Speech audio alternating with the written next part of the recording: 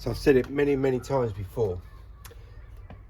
The problem that most window cleaners have when it comes to using squeegee tools, they have an ego, they have a belief that they are something they are definitely not, and they work like robots.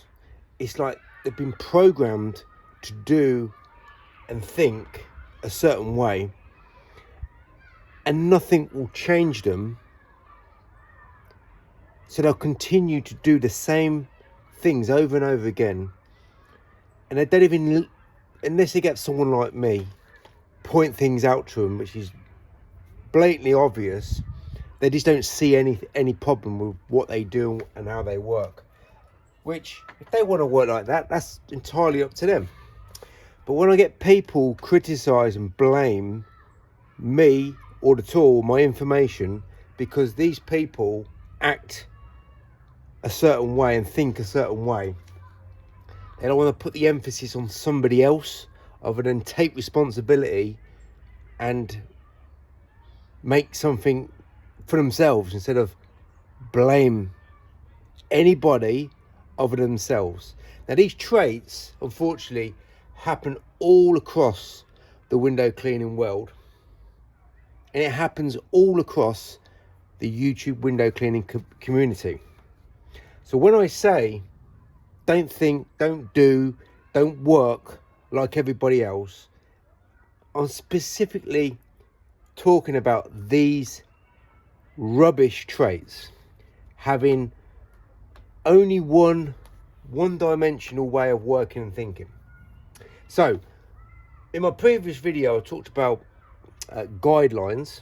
Now there's only one strict guideline that I say, if you want to get more competent, and competent is the most basic level, if you want to become really good at using your squeegee level, you need a solution, right, that looks like that. Thick, saturated, and doesn't drip.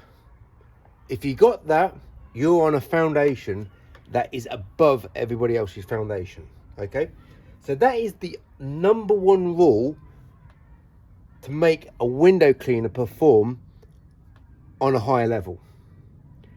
Choosing the technique, choosing the tool, choosing the size, whatever, working one-handed, working two-handed, that's all up to you, right? But for me, how I want to work, and I talk about how I work compared to everybody else that I notice working, I don't do literally anything that those guys tend to do.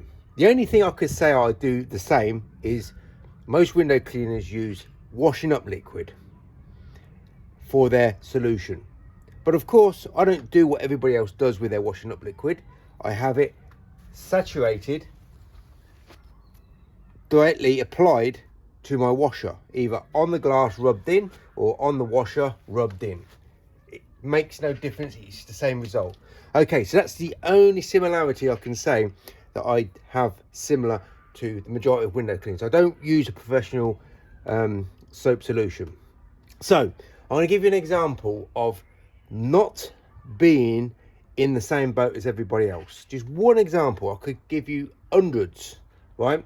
So how I am going to hold this tool will depend on many factors, but the main factor is I want to get this window cleaned the quickest, most efficient way, however I can do it on this particular window. Now, thankfully for me, this is an easy window to work on, so I don't really need too much navigational skills and positioning power, because it's just a very simple, easy window to work on. But some windows are harder to work on, some windows are more out of reach, so I have to apply different scenarios for my work. So different techniques, how I hold the squeegee. Do I need it flat? Do I need it bent over? Do I need it inverted? All different things are up for negotiation. But the only number one thing that isn't up for negotiation is the soap solution, right? Now, because I have a strict way of working, then I have to, because I want to get these windows cleaned in the quickest, most efficient time, I have to use better performing tools. I don't want to be using any other squeegee, because any other squeegee will give me less results. I don't want to buy that guy on YouTube, that YouTube guy's window cleaning technique, or that guy's window cleaning technique, or the guy who works around the corner who's got a inferior complex about other window cleaners working in the same area as him, because all these window cleaners are one-dimensional and they all do the same things. You know what they do? They work longer, harder, slower, and get less results. They all think and work like pre-programmed robots. So most of the time I want to use a flattened out handle. Most of the time I'm going to want to have my squeegee held close to the, as close as I can to the glass, right? Most of the time, but not always. Sometimes I need to go up really high, and well, these days I just use a pivoting tool, which is either held tightly or made loose, but it's, you know, it can turn under a pressured pivot. Years ago, I used to always in the hand use a stiff and then use a pivot on the pole, but things change, things adapt.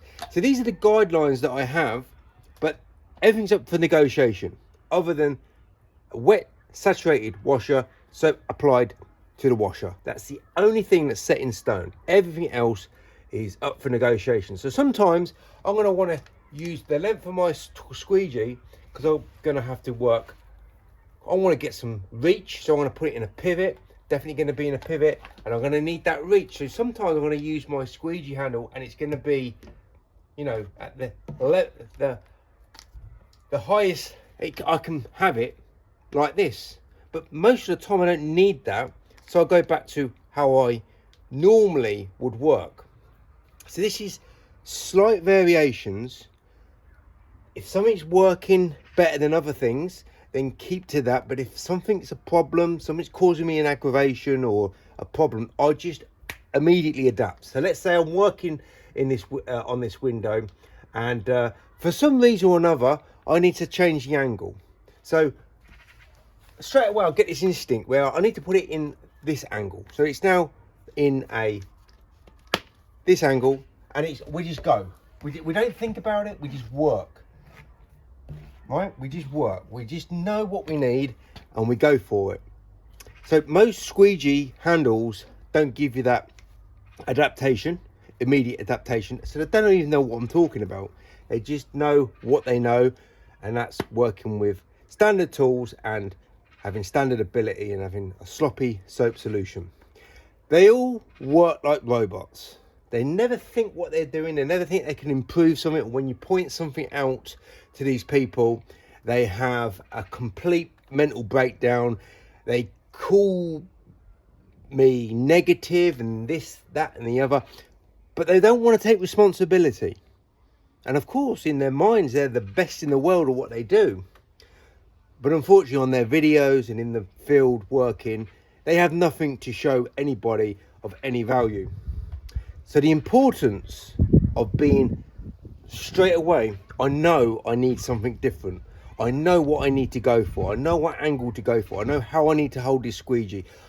I know when I'm working on a pole, I need to definitely be on this side of the pole rather than this side of the pole to get that position done the best way.